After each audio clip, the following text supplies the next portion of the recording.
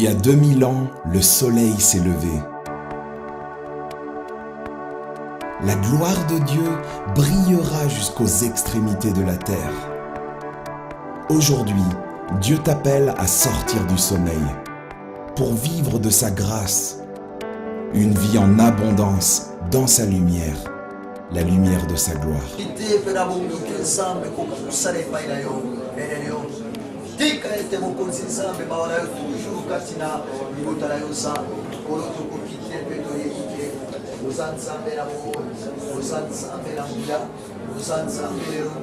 Oh Yesu.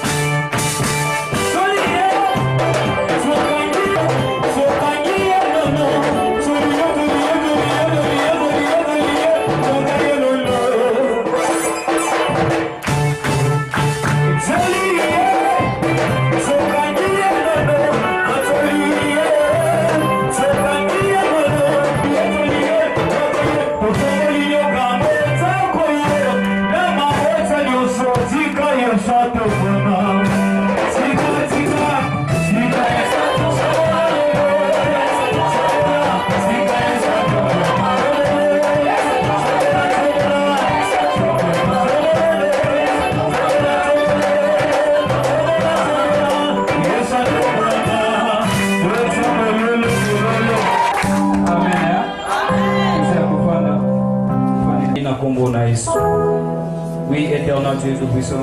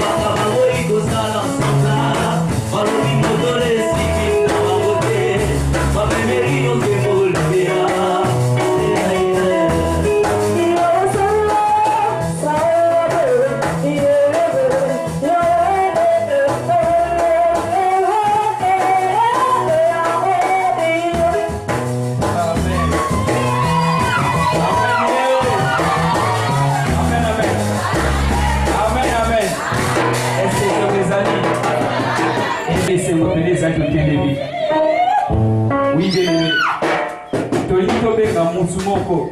Papa moko oni alobela biso parole ya Nzambe o angalesa biso libeti ya Nzambe mako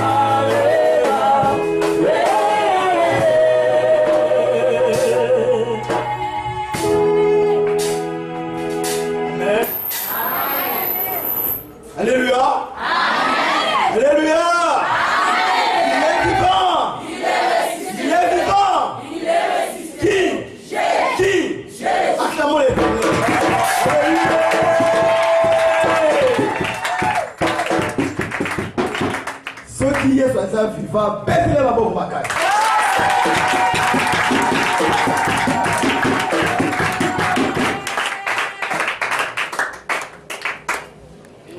Ivani.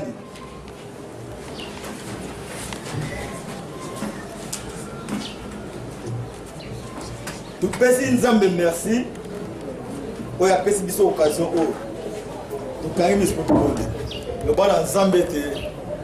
Na yene sika oyo pona yoka yo pe na lingi ko bimandenge na yaki te na yaki na mikakata na pasi me nabima nazonga na esengo bondela nzambe na bomoi nzambe na nguya napamboli kombo na yo po etwali malamu Seigneur yo lingaki ete na ntongo na lelo toya lisusu pene na yo po ete nzambe toyoka mongongo na yo nzambe ntango yo obengaka biso ozalaka te kolobela biso nali kosenga présence na yo nali kosenga présence na yo nzambe ete ezala kata oyo esika Seigneur mon Dieu mon roi nani oyo akoki koloba soki yo nzambe te nani okoki kolela maloba na yo soki ezali yo nzambe te ntango motuya ebelemi nzambe tika yo bakati na biso lelo baki na bana Israele bayokaki yo mon Dieu mon roi yo ozalaki na Moïse Josué Caleb Seigneur tika osalanga na ntango oyo mokonzi ete otaki kata bomoi na ngai eza maloba na yo nzambe tika ekitela nguya kitika epuka mabango nekata mitema na bana na bato tika pesa solution libana nzambe eza solution mpo na biso pesa ekisi mpo na milimo na biso nzambe na nguya tika maloba oyo ekitela se na lotomo na yo ete nzambe oyo ayaki pai na yo ayaki na problème ayaki na likambo ayaki na mokumba na ye nzambe tika oalege fardeau na ye nzambe tika osunga ye nzambe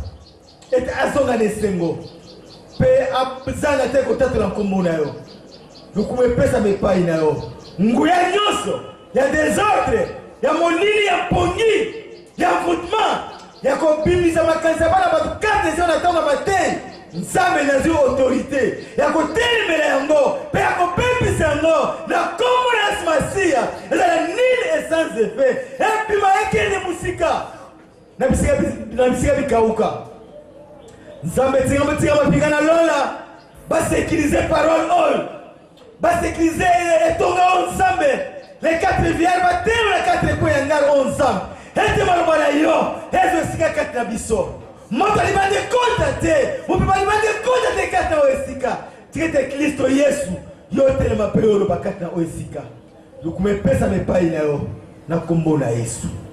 Merci Seigneur Jésus-Christ. Amen. Amen. Mbote na biso. Mbote lisusu. Amen.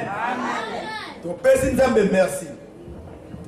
Bamba te mingi baki na posa baya na beglise na tongo na lelo mais balamuki te emataki bango na mbeto libela bakei mais soki yozi ntango oyo il faut kumisa ye. Amen. Il faut tonda ye parce que alingaki ete yo yese epai na ye koyoka mongongo na ye yango ye kati na esika oyo. Alors eloko moto osimba nayebi ete eza moma moko ya malamu mama na likambo tokosimba na ntongo na lelo sur le chemin de Emmaüs. Sur le chemin de Emmaüs na nzela ya Emmaüs tolingi kokabola eloko nini ezalaki kuna eloko nini mpe elekaki kuna. Alléluia. Sur le chemin de Emmaüs likambo oyo esalemaki lelo wana Yesu asili kosekwa. Yesu asekwi mpe likambo ya kosala. Alors bandal kondima na kala bato balekaki baprofete meme moko nzambe alobelaki likambo Yesu Masiya mwana kobotama ntango akobotama suka nango akokufa bakokunda ye nsima mikolo misatu akosekwa. Bato bayebaki bato bateyaki bango bato basosolaki mais bososoli oyo ya bato ezalaki lokola ya nzambe te. Alléluia. totangi na mokanda na Luc chapitre 24 verset 13 tina 32. Tozwi verset 13 Kino 32. Luc chapitre 24, verset 13 jusqu'au 32e verset. Et voici, ces mêmes jours, 2 disciples allaient à un village nommé Emmaüs, éloigné de Jérusalem de 60 stades. Et ils s'entraînaient de tout ce qui s'était passé. Pendant qu'ils parlaient et discutaient, Jésus s'approcha et fit route avec eux. Mais leurs yeux étaient empêchés de les reconnaître. Il leur dit, de quoi vous entraînez, vous, en marchant pour que vous soyez tout tristes? L'un des nommés, Cléopas, lui répondit, es-tu le seul qui séjournant à Jérusalem ne chasse pas qui y est arrivé ce jour ici? Quoi? Leur dit-il. Et ils lui répondirent, ce qui est arrivé au sujet de Jésus de Nazareth, qui était un prophète puissant en œuvre et en parole, devant Dieu et devant tous les peuples. Comment les principaux sacrificateurs et nos magistrats l'ont livré pour le faire condamner à mort et l'ont crucifié. Nous espérions que ce serait lui qui délivrerait Israël, mais avec tout cela, voici le 3e jour que ces choses se sont passées. D'entre nous nous ont fort étonnés, s'étant rendus de grand matin au sépulcre. Et n'ayant pas trouvé son corps, elles sont venues dire que des anges leur ont apparu et ont annoncé qu'il est vivant. Quelques-uns de ceux qui étaient avec nous sont allés au sépulcre et ils ont trouvé les choses comme les femmes l'avaient dit. Mais lui, ils ne l'ont point vu. Alors Jésus leur dit, ô hommes sans intelligence, et dont les guerres et l'air à croire tout ce qu'ont dit les prophètes. Ne fallait-il pas que le Christ souffrit ces choses et qu'il entra dans sa gloire? Et commença par Moïse et par tous les prophètes. Il leur expliqua dans toutes les Écritures ce qui les concernait. Lorsqu'ils furent près du village ou plus loin, mais ils les pressèrent en disant, reste avec nous, car le soir approche. Le jour est sur son déclin, et il entra pour rester avec eux. Pendant qu'il était à table avec eux, il prit les pains, et après avoir rendu grâce, il les rompit et leur donna. Alors leurs yeux s'ouvrirent et les reconnurent, mais il disparut devant eux. Et ils se dirent l'un à l'autre, notre cœur est brûlé. Et brûlait-il pas? Notre cœur ne brûlait-il pas au-dedans de nous, lorsqu'il nous parlait en chemin et nous expliquait des Écritures? S'élevant à l'heure même, ils retournèrent à Jérusalem et ils trouvèrent les 11 et ceux qui étaient avec eux assemblés. Amen. Amen. Toyoki ndenge matangi elobi na biso. Awa tozomona na nzela ya Emmaüs. Yesu fakosekwa. Bayekoli bazaki na ye bayokaki. Batutu bazaki na ye bayokaki. Ayebisaki bango. Va même na Jérusalem, azolobete temple de Jérusalem oyo nakoki kobuka ngo na mokolo moko après 3 jours na tomboli yango bato bandimaki ye te abi moto aza liboma ndako nzambe oyo epesi mpasi ewumeli mpo etelema yo bongo na mokolo moko mpo otelemi obuka ngo na mokolo moko pendant 3 jours otelemisa yango. Na Biblia, Yesu alobeli mingi na masese, pe alobeli mingi na polele. Alors, babatu mutu oyo esengeli comprendre maloba na Nzambe. Il faut un esprit en Nzambe pour comprendre yango.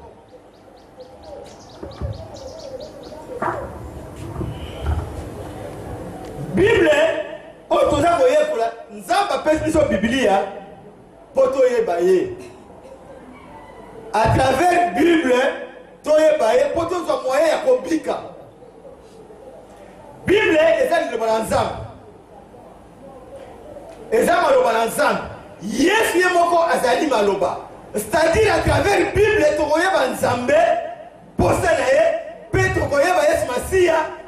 C'est alors que tokoyeba ko servir bango pe ko salela bango pe ko zwa lobiko. Bible eza différent na mikanda nyonso oyo ekomi kati ya mokili oyo.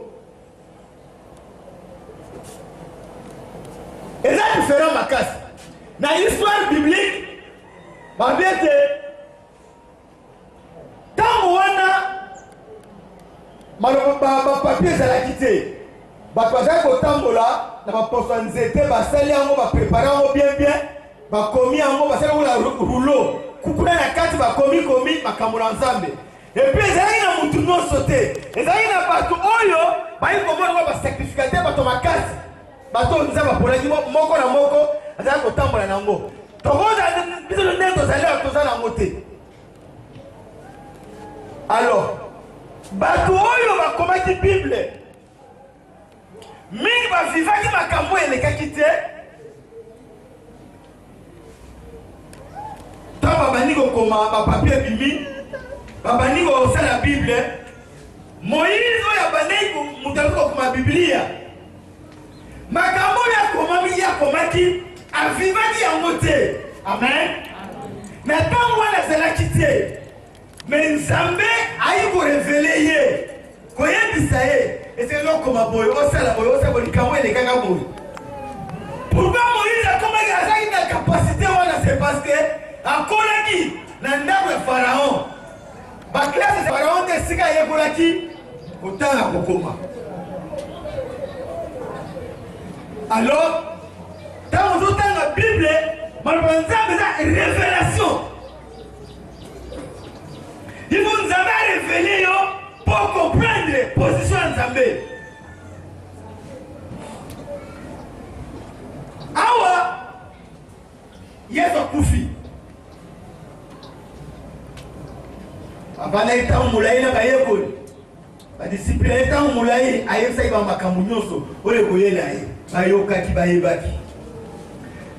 Alors bato okasa olobake toboma chef de file po totala bato na yeso bakosuka wapi na oyebisa yo nguya ya mokili ekoki jamais komaîtriser puissance ya Nzambe. Amen. Amen. Akufa totala bato yeso bakosuka wapi Yesu akufi bakundi bato esika totangi obai na nzela ya Emmaüs tokovandela lisusu nini awa. Amen. Moto toyelaki akufi aza lisusu te bakundi ye bozo tokovandela nini awa tika tozonga na biso bango mibale basili nzela baza kozonga tanke bazozwa makanisi oyo Yesu mpo azomona bango azoyoka bango. Amen.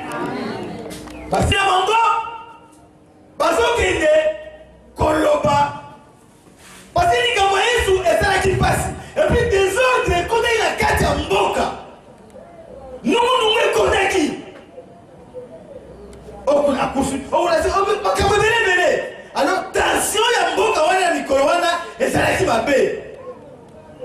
Ntango bango bazokende nzela ya Emmaüs bazokende kolobaloba bango mibale Yesu mpe abimeli bango. Toyebi histoire wana. Yesu abimeli bango atuli bango bozokende kolobaloba bino mibale kodiscute nini mpona nini epuis mitema na bino bokomi na mawa. Alléluia. Mais mawa ifo ezala te boye te mawa ifo ezala te okufeli mutu okufeli ndeko mwana tata mwasi mobali eske mikolo ya mawa kozala te bokomi mawa bozokende baloba nini moko na bango atuni ye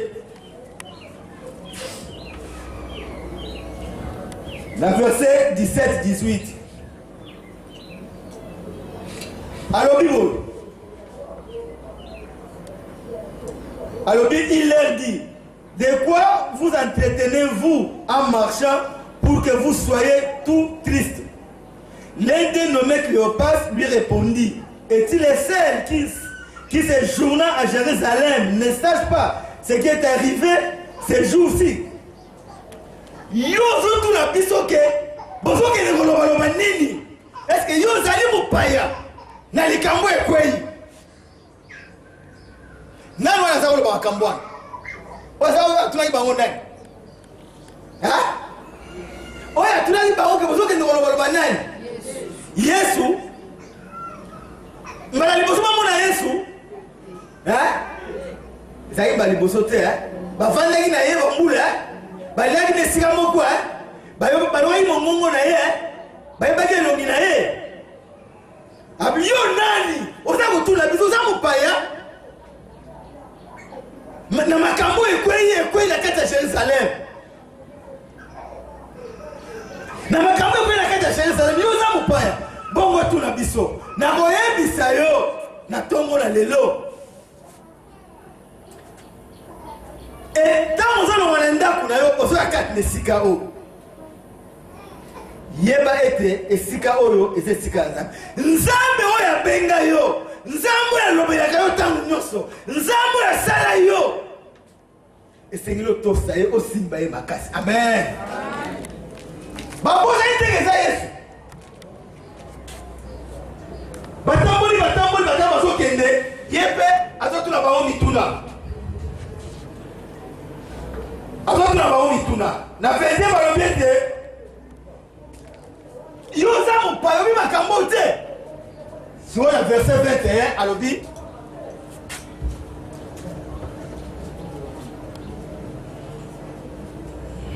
non, verset 22. Alobi, il est vrai que quelques femmes d'entre nous ont fort étonnés. C'est rendu de grand matin aussi plus que et n'ayant pas trouvé son corps. Elles sont venues dire que des anges les sont apparus et ont annoncé qu'il est vivant. Habité? Il y a tout le monde qui va dire qu'il y a biso. Bakene ga sipike kuna na liita. Kota la Yesu bakema moni Yesu asate. Bakune ba ange ni ba lobi na bango ete. Mutu bozoluka asala momoyo. Baso bakamusi biso. Oya azolo bakamusi biso. Baye koliko basaki na Yesu numo. Azalo kabaoke na ukufa na kosekwa. Me mukolo wana baso kamwa. Amen. Quelque part, ils ont le testament qui est là. Et puis, ils ont mais quand les Camerounais sont salés, ils ont mis tout. Amen. Ils ont mis le soutien. Ils ont mis le soutien. Quand on va être, ils ont mis le soutien. Ils ont mis le soutien. Alors, ils ont mis le soutien. Makamuna nzambe sokozo vandi sauna motema na yote oyaka kaka bateyo kei okotika la kososola yango ata mukete pe oyeba mote ekotawa ebimi soki ekotawa il faut ya motema na yo. Amen. Il faut ya motema na yo.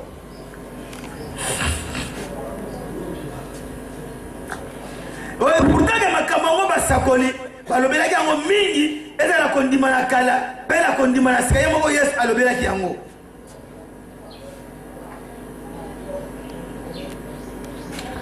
La verset 25 alobi alors Jésus leur dit ô hommes sans intelligence et dont les cœurs sont lents à croire tout ce qu'ont dit les prophètes.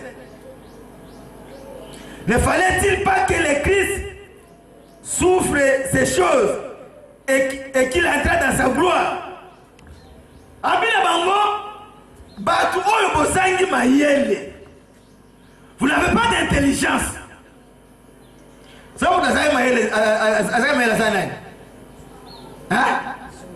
Zoba, yes alobila bango, bozangi mayele. Pe mitema na bino. Eza boshito kilo mabanga kondima. Kondima nini? Kondima makambo nga nazali koyebisa bino. Tango nazalaki na bino.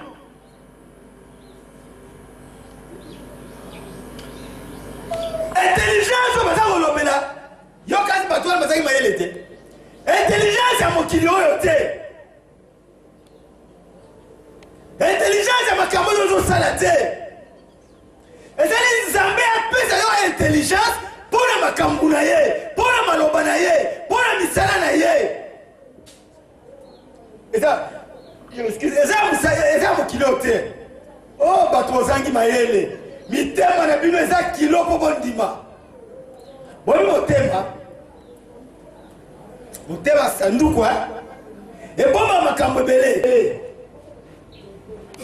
Tango eza kilo molili ekoyeba kososola makambo te. Or sans intelligence. Et mitema na bino eza kilo mpona kondima.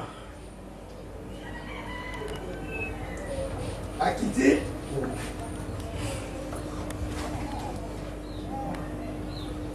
aye alobi bato oyo na verset 27.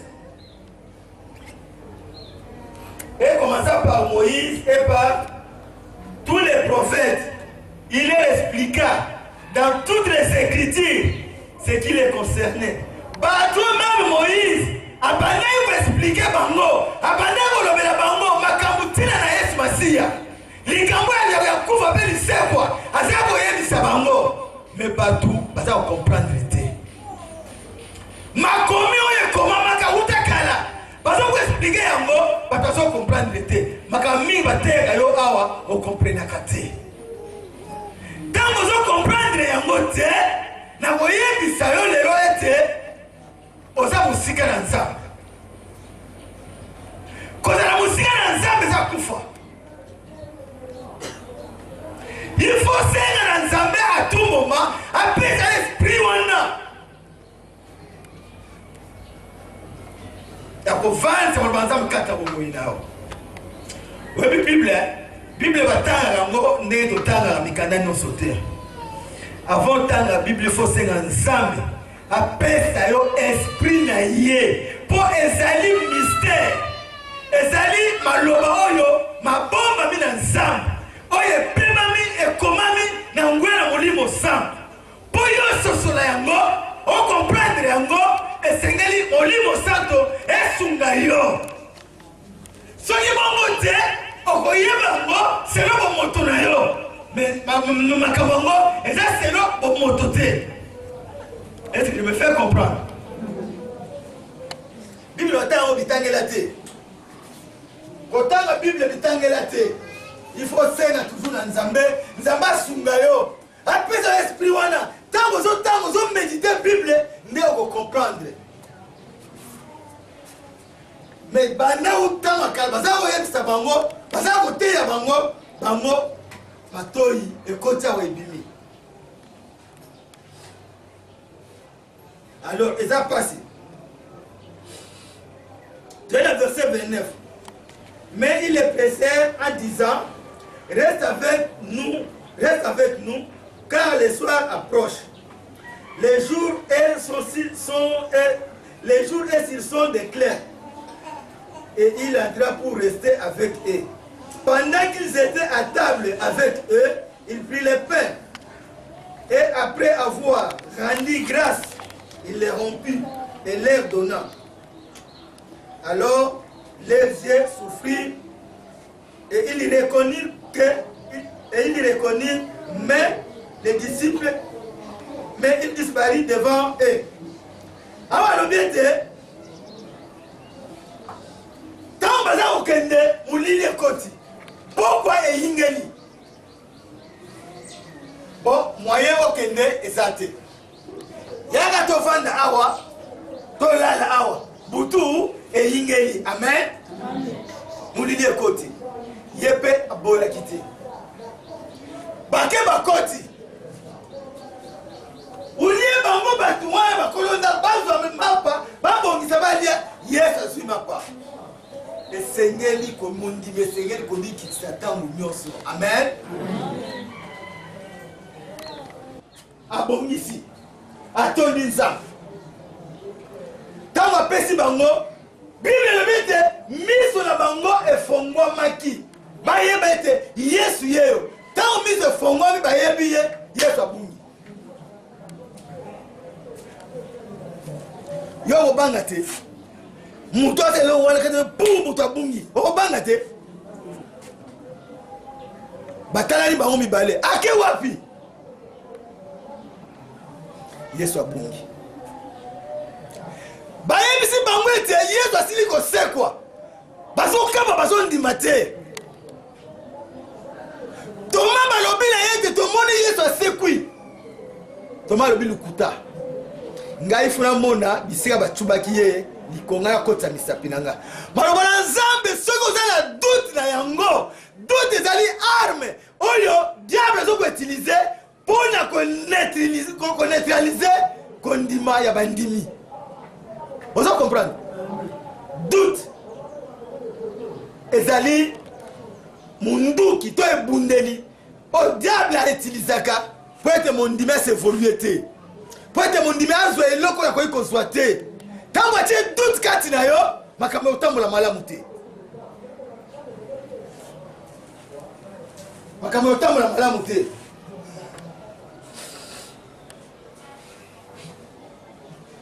Bandeko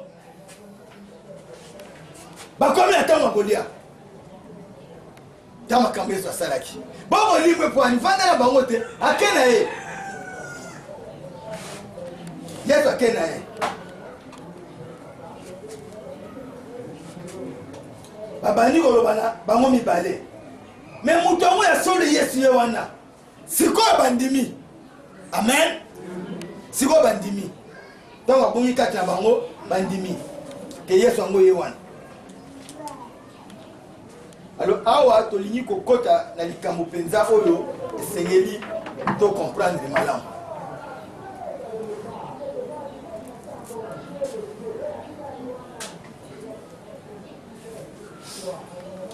Alors awa balobi ete maloba na Nzambe eza révélation.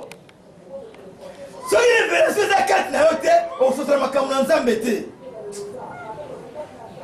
Yesu alobi ete bozala misu bwali komona te bozala matoi bwali koyoka te. Yo kasi bato bazalaki miso bazalaki matoi na molimo pe miso na molimo esengeli mondimi ozala na yo ntango ezali te bondela Nzambe moto apesaka bondela ye Nzambe akopesa yo. Pour l'obéir, dans canal ya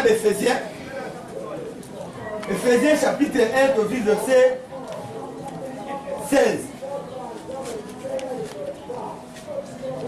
Ephésiens chapitre 1, verset 16. C'est la 17.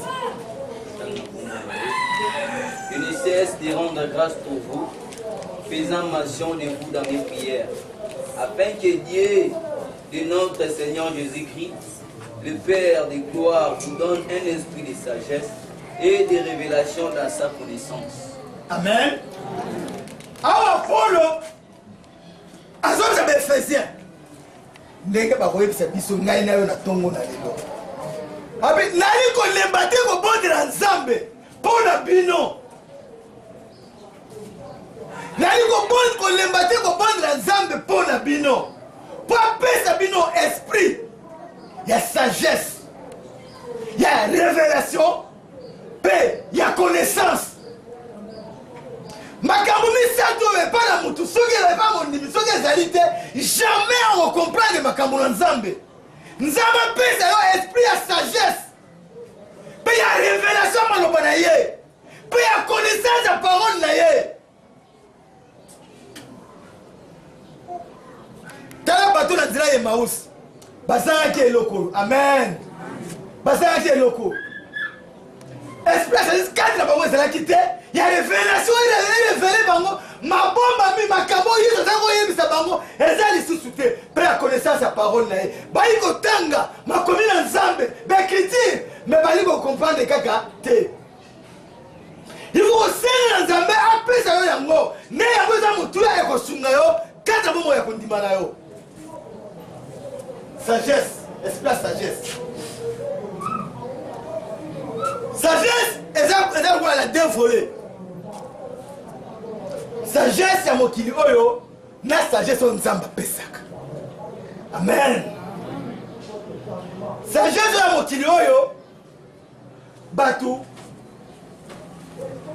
otami ozokola otangi ozosala makambo titititititi baexpérience ezoya sagesse ezoya ti okomi mpo osala makambo eza kati ya mokili oyo ekozala différent mpona makambo ya nzambe sagesse wana jamais ekotigala komonisa koloba polele malamu na maloba na nzambe amen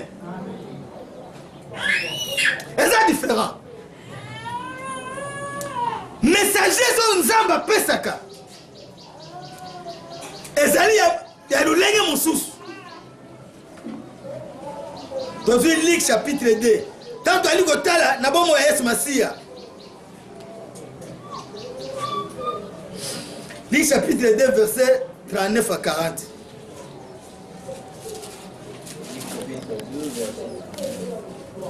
Lorsqu'ils eurent accompli tous ces qu'ordonnait la loi du Seigneur, Joseph et Marie retournèrent en Galilée, à Nazareth, leur ville. Or l'enfant croissait et se fortifiait. Il était rempli de sagesse et la grâce de Dieu était sur lui. Amen.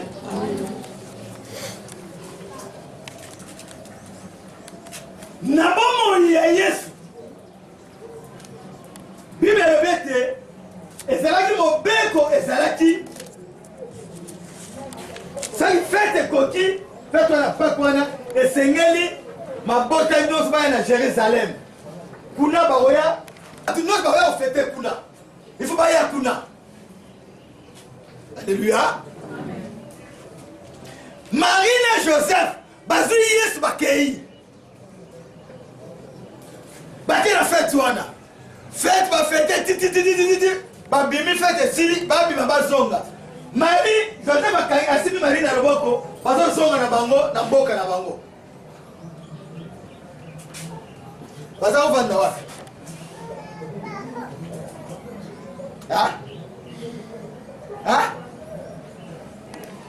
Marie na Joseph baza kovanda wapi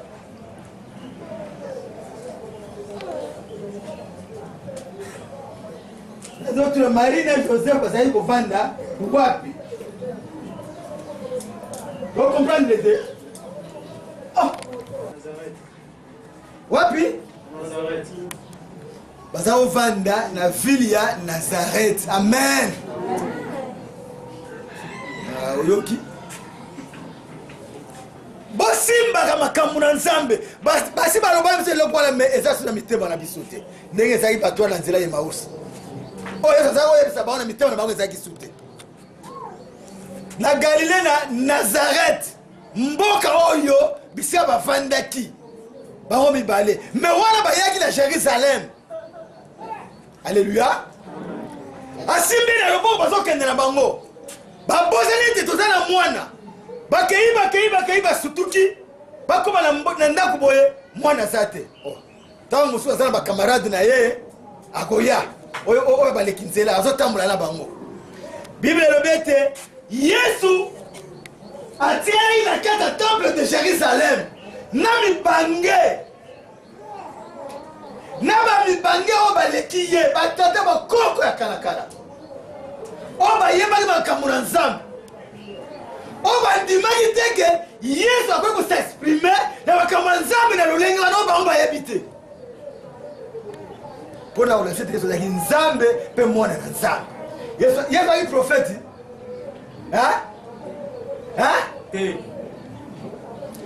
bayekola na nzela ya Emausi balobi biso tokanzaki profeti ye wana akoya kokangola Israele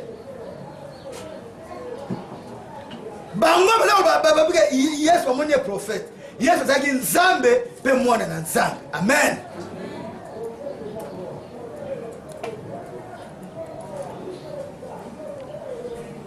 kuna bazotuna mituna azokoyanola bango bazoyoka yesu yesu azoyoka bango ntango ye azoloba na bango bazokamwa na mwana moke na age ya 12 boye koyoka maloba oyo ya bakulunganga wana euti ye wapi. Bible lobi il était rempli de la sagesse atondisamaki na esprit ya sagesse kata bomoi na ye mpe akembisamaki.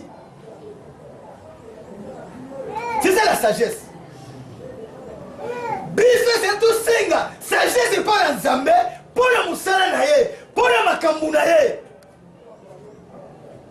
Tala bamutasi bantu bazokama mwana moke ya 12 ans koyebisa bango makambo ya antikité afili yango wapi. Alors babifu mpo na lobi nani kolemba te kobondela nzambe mpo na bino apesa bino esprit ya révélation. Révélation ya maloba na nzambe, maloba na nzambe eza mystère. Soki révélation eza kati na yango te eza mpasi mpo moto acomprendre. Église soki esprit ya révélation eza te eza mpasi mpo ekende liboso. Toza na paster ntango nzambe aza kopesa ye barévélation eza mpo na ye te akoya kokitisa yango epai na biso. Amen. Biso ntango toali kozwa yango epai na ye toali kondima yango mpe kotya kokata misala. Mais soki ozo tiango na doute ntango ye azoyebisa yo tiango na doute okoyeba eloko moko te. Polo nali kobondela mingi butu moi nali kotika te mpo nzambe apesa bino esprit ya révélation ya parole na ye. maloba na nzambe eza mystère. Il faut nzambe arévele yo eloke ngole komi na mokili mobimba na Kinshasa okuna ngai prophète okuna ngai kingandi okuna ngai kingandi yana révélé yo makambo nzambe alobi na ngai. Oh nzambe alobi na yo zokosa nzambe alobi na nga mokonzi na télévision ete batia yo fungola na sala libumu oza na fungola na sala libumu yango libumu esalaka yo pasi yaka aye mpo okutana na ye eza na prix oyo aza kosenga yo opesi ye prix wana abondeli abeti na libumu pa akangi alingisi bo abimisi kadena eutaki wapi eutaki wapi te mutu wana aza prophète ya nzambe te. Bible elobi bakoya na kombo na bakoya na kombo na nga bakokosela na liboma ete toza baprofete toza bo te bolanda bango te bosimba oyo bino boyokaki wuta na ebandela kondima na bino. Amen. Ete bopemisa bato bopengwa te fongola wana eutaki wana ando bateke fongola na libumu mutu wana aza magicien boye misala bamagicien basalaka atie fongola asimi fongola na bino tende abimisi fongola no yesu atikalaki kosala biloko wana te kutu batuni babi bato oyo ozolobaka bakoya ebele tokoyeba bango ndenge nini ke baza ya biso to baza ya biso te. Alobi na misala na bango keba na misala ya diable ekobungisa yo nzela ya lola ekobimisa yo na nzela na nzambe etie yo pembeni libanda na yesu eza kufa. Bato wana bazoluka nini misolo na bango azaki magicien nganga kisi akafongola eglise azotala yo na misapi awa na tali boko awa eza boye eza lukuta kokende te baprofete ya lukuta babifo ozwa connaissance ezali très important epai ya mondimi. Connaissance ya maloba ya nzambe ezali eloko ya motuya epai ya mondimi.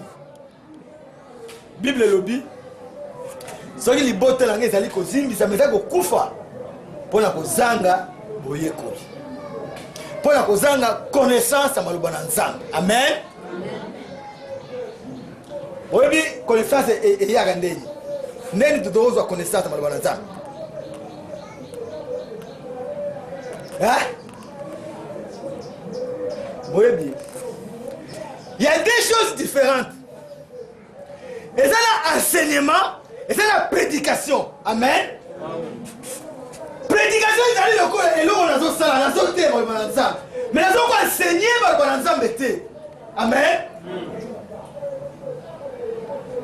Quand vous passez dans le banquet, vous avez l'enseignement, boya. Les Rwandais, tokotaka, ndabojindo, yamaloba na nzambe. Amen. Si c'est ça, tout le monde, tout le monde qui a comprendre, et l'homme a le c'est ça. Mais quand on a enseignement, il y a d'autres qui m'ont enseignement. Quand on a enseignement, on peut comprendre. Il y a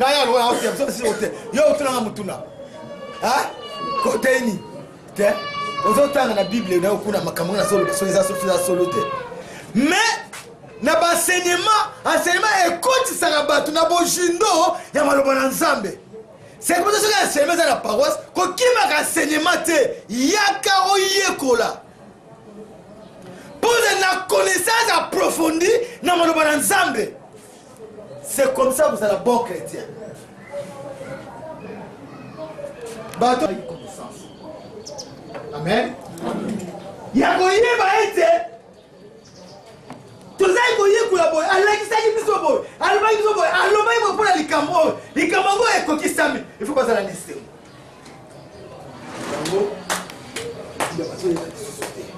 Alléluia.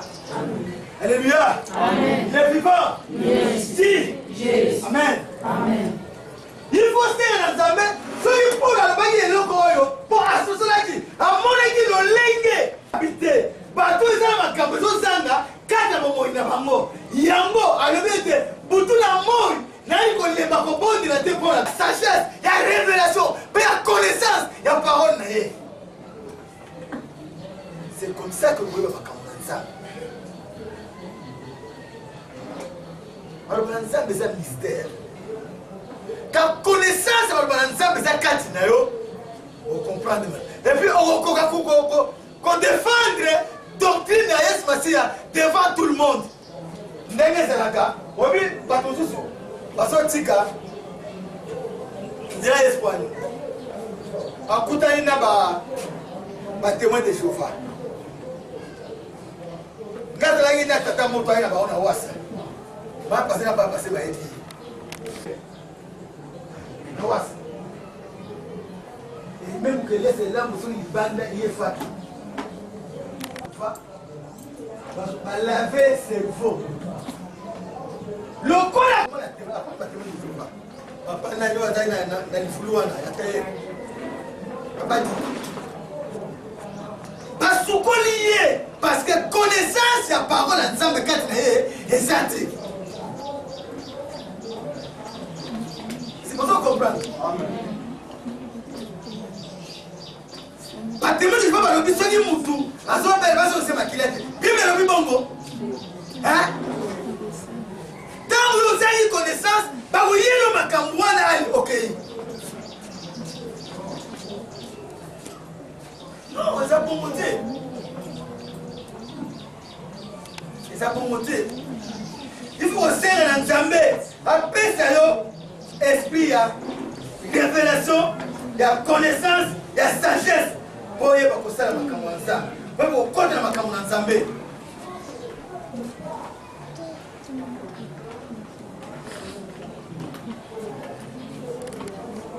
Alors puis, essayez les Zambé.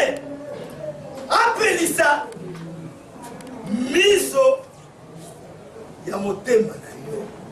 Voilà pour la solo. La 18. Amen. Abin Zambé appelé ça, angengisa miso ya motema na yo. Motema na miso. Hein? Motema na miso. Mais on pour la zone ba ya wapi? Papa tana na kuna.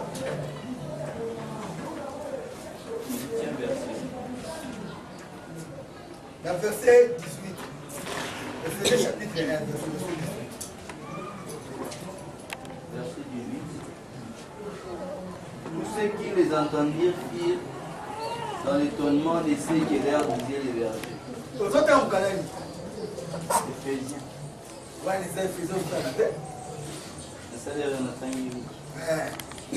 Verset 18.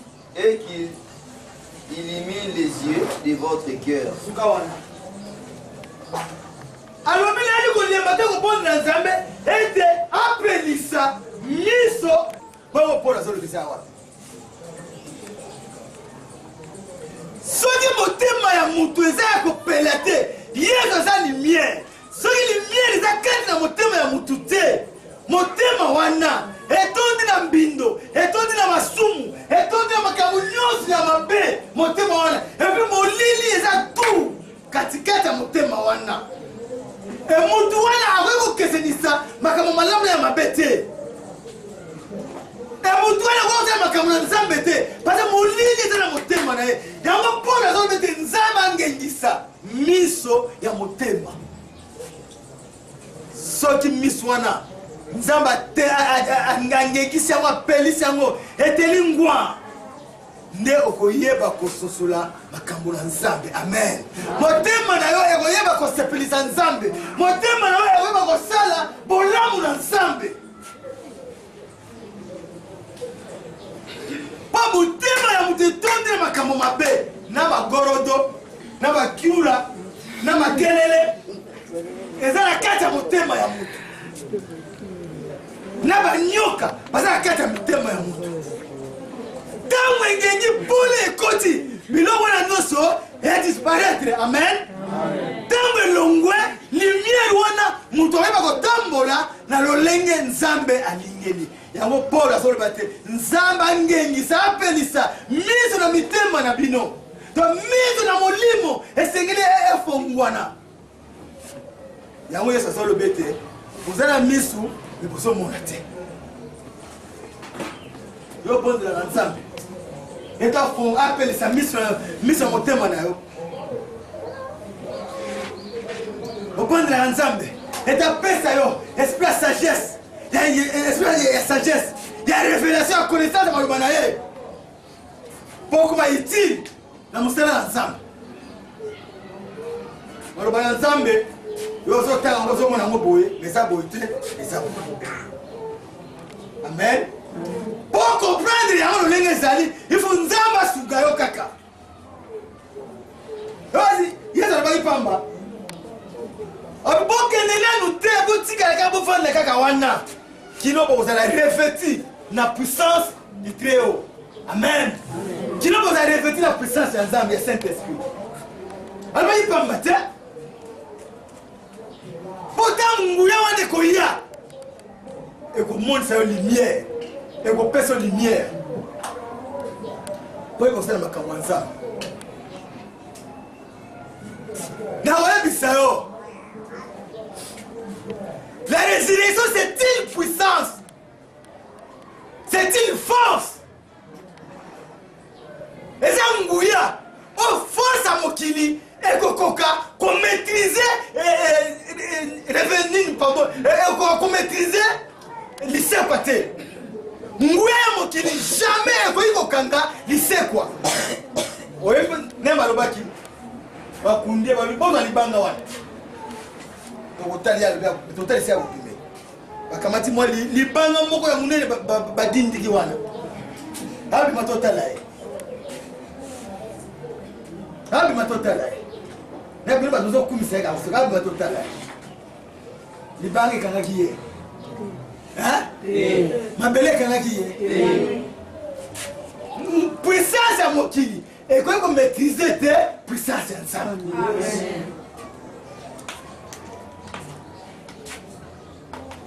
ezala makambo na yo bapara na yo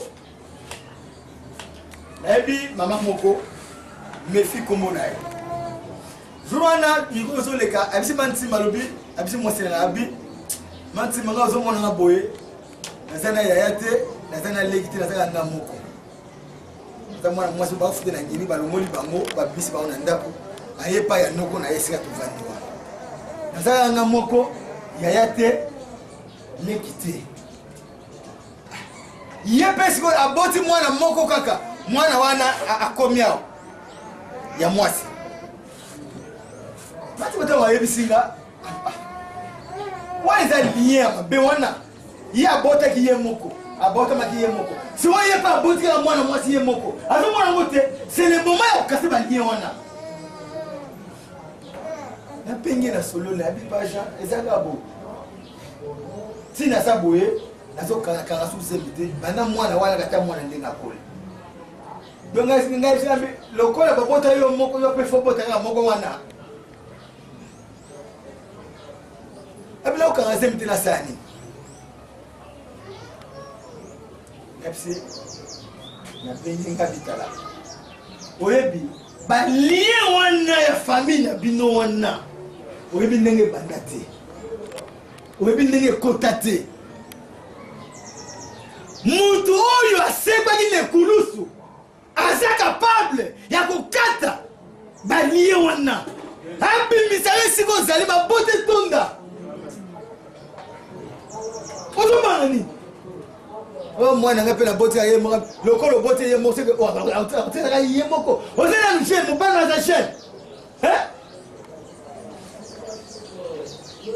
ayebisi ye yo na mobali naboluka nzambe kata bongo na bino bokutana basala ya nzambe bosala bapriere epuis soki olingi longo oza awa tokotaka epai na tosala bapriere nzambe akopesa yo mwana okozwa mabota balie wana etali yo te ekozala détaché bakokata yango brise okozwa bana oyo nyonso ayo ekufa nguya wana ya bato wana bakufisa yango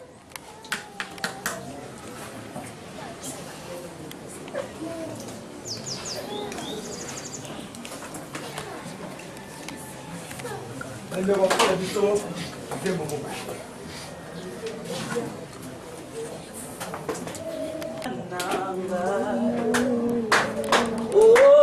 kumbona yo elonga nanga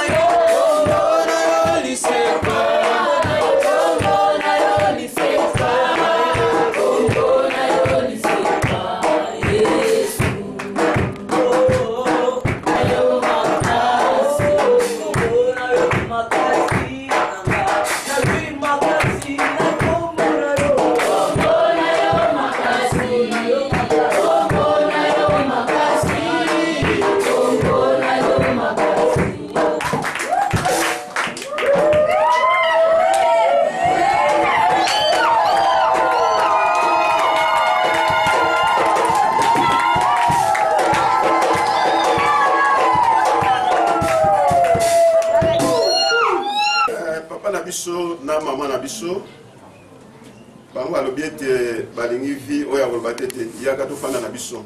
Amen. Bwemi vi wana yaka tofanda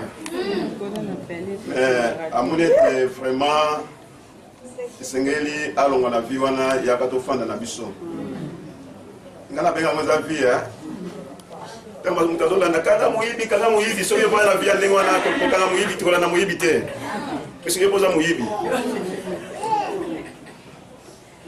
alors ye alingi oza na vie wana te alingi ete ntango abikanga moyibi ye mpe alandi moyibi alors voilà basepeli ete bakangisa libala na bango bayaki tosololaki namonaki ete topresente bango na église. Donc, dans le mois de juillet, donc, il y a mois de juillet, donc, quand c'est le bal, on a l'église. Amen.